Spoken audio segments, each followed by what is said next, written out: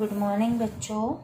आज हम class third का 6 चैप्टर पढ़ेंगे, बुद्धिमान कौन। तो बुद्धिमान का मतलब होता है जिसमें बुद्धि होती है, जो अपने समझ से फैसले लेता है।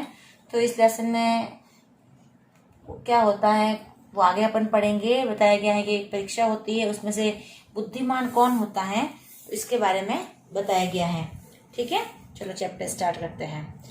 बहुत समय पहले की बात है, किसी नगर में एक धनी व्यक्ति रहता था। धनी व्यक्ति मतलब बहुत ही पैसे वाला व्यक्ति था। वो एक नगर में रहता था। उसने संपूर्ण जीवन में व्यापार का बहुत धन एकत्र कर लिया था। बहुत अच्छा व्यापार किया उसने, तो उससे उसने बहुत सारा धन पैसा इकट्ठा कर लिया था। अब वह निरंतर अस्वस्थ रहने लगा। निरंतर का मतलब लगातार, अस्वस्थ यानी बीमार रहने लगा। उसकी उम्र हो गई थी और वो बीमार रहने लगा। उसके 2 बेटे थे। वह चाहता था कि मरने से पहले अपनी संपत्ति का बंटवारा न करे। वो सोचता था कि मैं अपनी संपत्ति का बंटवारा नहीं करूंगा, बल्कि अपितु उसे योग्य पुत्र को दे। वो सोच रहा था कि मैं अपनी संपत्ति का बंटवारा नहीं करूंगा, बल्कि जो इसके योग्य होगा मैं उस पुत्र को अपनी संपत्ति दूंगा। अब उनमें से अधिक बुद्धिमान कौन है, यह कैसे पता लगाया जाए। उसके 2 बेटे थे, अब वो एक को दे नहीं सकता, तो उसने सोचा कि मैं इनकी परीक्षा लूंगा और जो सबसे ज्यादा बुद्धिमान होता मैं उसको दूंगा, लेकिन इसका पता कैसे लगाया जाए। उसने दोनों की परीक्षा लेनी चाहिए। आखिर उसने सोचा कि मैं परीक्षा ही लूंगा दोनों की। तो एक दिन प्रातः सुबह के समय उसने दोनों पुत्रों को बुलाया और उन्हें 1-1 रुपया देकर कहा कि दोनों बाजार जाओ और इनसे कोई ऐसी वस्तु खरीद कर लाओ कि घर भर जाए। दोनों को सिर्फ 1-1 रुपया ही दिया और बोला कि बाजार जाना और कोई ऐसी चीज खरीद के लाना जिससे पूरा घर भर जाए। और कहा, उसने पुनः वापस याद दिलाते हुए कहा कि 1 रुपये से अधिक व्यय नहीं करना है, कि तुम्हें सिर्फ 1 रुपया ही खर्च करना है, 1 रुपये से ज्यादा खर्च नहीं करना है। अब दोनों बेटे आश्चर्य से पिता की ओर देखने लगे। दोनों को आश्चर्य हुआ कि 1 रुपये में से क्या चीज आ जाएगी जिससे पूरा घर भर जाएगा, और भला 1 रुपये में क्या खरीद कर लाएंगे, ये वे सोच रहे थे। अब बड़ा बेटा 1 रुपया लेकर बाजार के समीप बैठ गया। अब एक बड़ा बेटा 1 रुपया लेकर गया बाजार में कि देखते हैं कुछ न कुछ लेकर आएंगे। वह सोच रहा था कि इस रुपये का क्या खरीदूं जिससे घर भर जाए।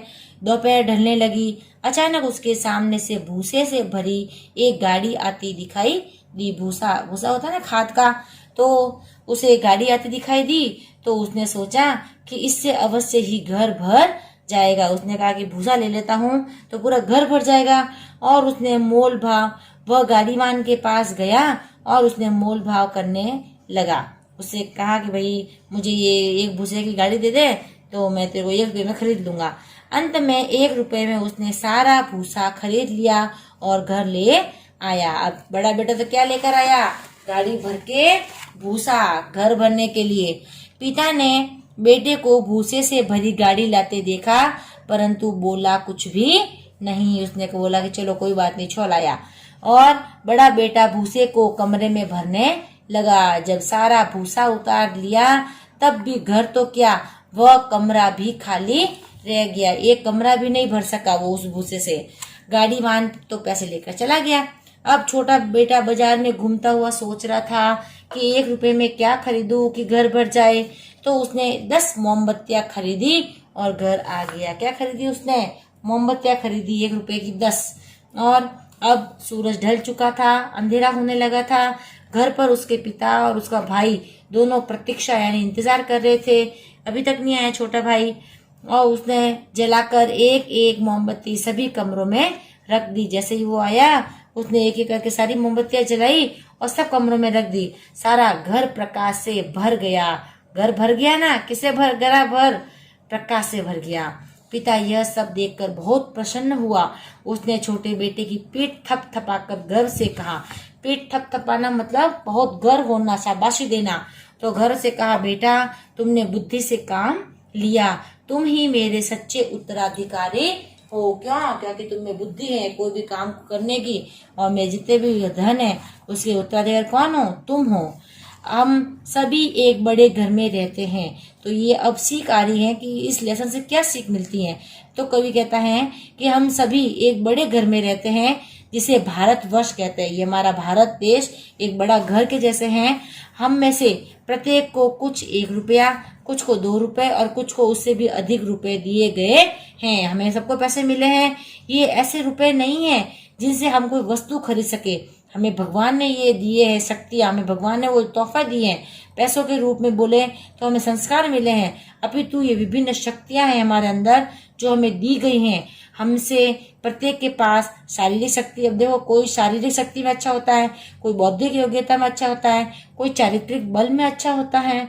तो हम में से प्रत्येक के पास शक्ति, समय और बुद्धि है। सबके पास अलग अलग इम्पोर्टेंस होती है, अलग अलग क्वालिटीज होती हैं जिनका प्रयोग किया जा सकता है। यदि हम अच्छे नागरिक बनना चाहते हैं तो हमें अपनी शक्तियों और योग्यताओं का प्रयोग अपने देश के कोने कोने में प्रकाश फैलाने के काम में लगा देना चाहिए। कि अगर हम अपनी शक्ति और योग्यताओं का प्रयोग, जो भगवान ने हमें कुछ स्पेशल पावर दिए हैं, जो भगवान ने हमें शक्ति और योग्यता दी है, उसका प्रयोग हम अपने देश के कोने कोने में, हम अपने देश को अच्छा समृद्ध बनाने में, हर एक कोने में प्रकाश फैलाने में लगा सकते हैं, अंधेरा मिटाने में लगा सकते हैं और हम स्वयं को देश सेवा में लगा दें। तो इस लेसन से यही सीख मिलती है कि हमें हमेशा अपनी बुद्धि से काम लेना चाहिए और बुद्धि से काम लेने के साथ हमारा भी विकास होता है और साथ साथ देश का विकास भी होता है। तो ये चैप्टर आपका यहीं पे कंप्लीट हुआ।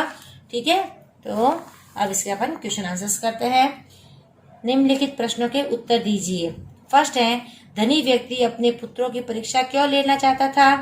तो आंसर है क्योंकि वह अपनी संपत्ति का बंटवारा न करके उसे योग्य पुत्र को देना चाहता था। उसने कहा कि मैं अपनी संपत्ति का बंटवारा भी नहीं करूंगा और उसे योग्य पुत्र को दूंगा, इसलिए उसने परीक्षा लेने की सोची थी। सेकंड है, पुत्रों की परीक्षा लेने के लिए धनी व्यक्ति ने क्या किया? तो धनी व्यक्ति ने उन्हें 1-1 रुपया दे दिया कि 1 रुपया लेके जाओ और बाजार से चीज लेके आओ जिससे घर भर जाए। थर्ड है, बड़ा बेटा भूसे की गाड़ी क्यों ले आया था? उसने सोचा कि भूसे से घर भर जाएगा, इसलिए वो लेकर आया था। फोर्थ क्वेश्चन है, छोटे बेटे ने घर को किस प्रकार भरा? तो इसका आंसर है छोटे बेटे ने घर को मोमबत्तियों के प्रकाश से भरा। फिफ्थ है, बताइए घर को कौन भर सका, छोटा बेटा या बड़ा बेटा? तो घर को छोटे बेटे ने मोमबत्ती के उजाले से भरा। और लास्ट क्वेश्चन है, घर को मोमबत्ती के प्रकाश से भरने का क्या अभिप्राय है? एक तो ये हो गया कि घर रोशनी से भर गया, इसका अभिप्राय क्या है? तो इसका अभिप्राय यह है कि अपनी शक्ति और योग्यता से सब प्रकाशमान कर देना। मतलब अगर आप में अच्छी योग्यता है, हर चीज से लड़ने की शक्ति है, तो हम उसको उजाले से भर सकते हैं। अब हाँ या नहीं में उत्तर देना है। क्या एक गाड़ी भूसे से घर को भरा जा सकता था? नहीं। क्या मोमबत्तियों के प्रकाश से घर को भरा जा सका? हाँ। क्या धनी व्यक्ति ने उचित रीति से बेटों की परीक्षा ली? हाँ। क्या योग्य व्यक्ति ही उत्तराधिकारी संभालने योग्य होता है? हाँ। और क्या बुद्धिमान ही सफलता प्राप्त करने का अधिकारी होता है? हाँ, बुद्धिमान भी होता है। ठीक है, तो एक नहीं है, बाकी सारे हाँ हैं। अगला क्वेश्चन देखते हैं। बताइए आपको, अगर ये आपके ऊपर है कि अगर आपको 1 रुपया मिले तो आप उसे घर भरने के लिए क्या खरीदेंगे, भूसा या मोमबत्ती? क्या खरीदोगे? तो अपन तो मोमबत्ती खरीदेंगे, भूसा कोई काम का नहीं है। फिर ला है, बताइए प्रस्तुत कहानी में निम्न किस बात के प्रतीक हैं? भूसा जो है वो बेअक्ल और अंधेरा का प्रतीक है और मोमबत्ती जो प्रकाश है, बुद्धि और शक्ति की प्रतीक है। ठीक है, अगला क्वेश्चन है आपके फिलप से। उपयुक्त शब्द चुनकर रिक्त स्थान भरिए। फर्स्ट है, धनी व्यक्ति के 2 क्या थे? बैल के बेटे, तो बेटे को यहाँ फिलअप करना है वर्ड को। फिर धनी व्यक्ति निरंतर रहने लगा, कैसा? अस्वस्थ रहने लगा। ठीक है, अस्वस्थ के व्यस्त, तो अस्वस्थ इसका आंसर, तो आपको इस फिलअप में अस्वस्थ भरना है। फिर थर्ड है, उसने दोनों पुत्रों की डैश लेनी चाहिए। क्या लेनी चाहिए? परीक्षा। क्या संपत्ति लेनी चाहिए? नहीं, परीक्षा लेनी चाहिए। फिर फोर्थ वाली फिलअप है, भला डैश रुपए में क्या खरीद कर लाएंगे? दोनों बेटों को कहा ना, तो 1 रुपए के 5 रुपए, 1 रुपए में, तो यहाँ लिखना है 1 रुपए। और लास्ट फिलअप है, दोनों बेटों आश्चर्य से डैश की ओर देखने लगे। किसकी ओर देखने लगे? माता तो लेसन में आई नहीं, पिता ही थे, तो यहाँ पिता शब्द लिखना है। अगला क्वेश्चन देखते हैं, भाषा बोध का है, वाक्य में प्रयोग कीजिए। फर्स्ट है योग्य। पता ही ना आपको वाक्य प्रयोग कैसे करते हैं, आगे भी अपन ने किए हैं। एक शब्द होते हैं, उनके पूरे वाक्य बनाकर लिखने हैं। तो योग्य व्यक्ति ही उत्तराधिकारी संभालने योग्य होता है। ठीक है, हो गया। और सेकंड है स्वस्थ, तो व्यायाम से शरीर स्वस्थ रहता है। थर्ड है अस्वस्थ, धनी व्यक्ति अस्वस्थ रहने लगा। फिर है जीवन, उसने संपूर्ण जीवन धन कमाया। किसने? धनी व्यक्ति ने। फिर गर्व, धनी व्यक्ति को अपने छोटे बेटे पर गर्व हुआ। प्रकाश, मोमबत्ती के प्रकाश से सारा घर भर गया। और लास्ट है धनी व्यक्ति ने अपने दोनों बेटों की परीक्षा ली। तो इस तरह से अपने क्या करने हैं, वाक्य बनाने हैं इन शब्दों से।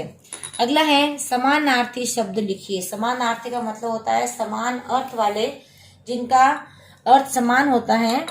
वो है समीप का है पास, निरंतर का लगातार, उन्नति का विकास, प्रातः का सुबह, पुनः का वापस, प्रसन्न का खुश, आश्चर्य का अचरज, संपत्ति का धन और दौलत। ये इनके समानार्थी शब्द हो गए। ठीक है, फिर है तीन तीन पर्यायवाची लिखने हैं। तीन तीन पर्यायवाची, पहला है पिता का। पिता को तात भी कहते हैं, पितृ भी कहते हैं और एक पापा भी कहते हैं। फिर माता का लिख दिया जननी, अम्बा और माँ। और आकाश का वो बताइए, गगन, नभ और व्योम। आपको अगर दूसरे को मिल जाए तो आप वो भी लिख सकते हैं, उन्हें उनके पर्यायवाची शब्द चाहिए। फिर है विलोम शब्द। फर्स्ट है प्रकाश। प्रकाश का विलोम होता है अंधकार। सशक्त का होता है निशक्त। मतलब सशक्त का मतलब जैसे शक्ति होती है, और निशक्त का मतलब जैसे शक्ति नहीं होती है। फिर है स्वस्थ। स्वस्थ का होता है अस्वस्थ। धनी का होता है निर्धन। जीवन का मरण, वृद्ध का युवा, निरंतर का अनिरंतर और बड़ा का छोटा। तो इस तरह से हमने विलोम शब्द लिख लिए। फिर है वर्तनी सुधार कर लिखिए। वर्तनी सुधारना मतलब इनकी मात्राएं कुछ गलत होती हैं, कुछ इनके शब्द भी, एक वर्ड भी गलत हो सकते हैं, तो उनको सुधार कर लिखना। जैसे देखो, फर्स्ट है परीक्षा। परीक्षा में री की मात्रा छोटी यहाँ पर लेकिन बड़ी आती है, तो ये यहाँ पर सही करेक्शन करके यहाँ परीक्षा लिख दिया।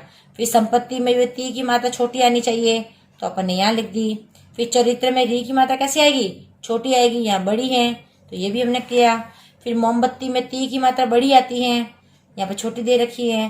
फिर नागरिक में री की मात्रा भी छोटी आनी चाहिए, और व्यक्ति में ती की मात्रा भी छोटी आती है। इस तरह से ये वर्तनी सुधार कर हमने वापस इनको अच्छे से लिख दिया है। फिर अब बताना है लिंग बताइए, मतलब ये जो वर्ड दे रखे हैं उसमें कौन सा लिंग है, स्त्रीलिंग है या पुल्लिंग है। हिंदी में 2 ही लिंग होते हैं और संस्कृत में 3 होते हैं, स्त्रीलिंग, पुल्लिंग और नपुंसकलिंग। और हिंदी में 2 ही होते हैं, स्त्रीलिंग और पुल्लिंग। तो अब इनकी हम पहचान करेंगे। पिता क्या है, पुल्लिंग। भूसा पुल्लिंग। बेटा पुल्लिंग। नगर पुल्लिंग। मोमबत्ती क्या है, स्त्रीलिंग। गाड़ी भी स्त्रीलिंग, गाड़ीवान पुल्लिंग और नगरी स्त्रीलिंग। ठीक है, तो इस तरह हमने इनकी लिंग की पहचान करके स्त्रीलिंग और पुल्लिंग शब्द में किया है। ठीक है, तो यहाँ आपका चैप्टर कंप्लीट होता है। इसको अपनी नोटबुक में अच्छे से सुंदर हैंड राइटिंग में कंप्लीट करना। ठीक है, वीडियो समझ में ना आया तो 1 बार 2 बार वापस देखना। आज के चैप्टर में इतना ही। बाय।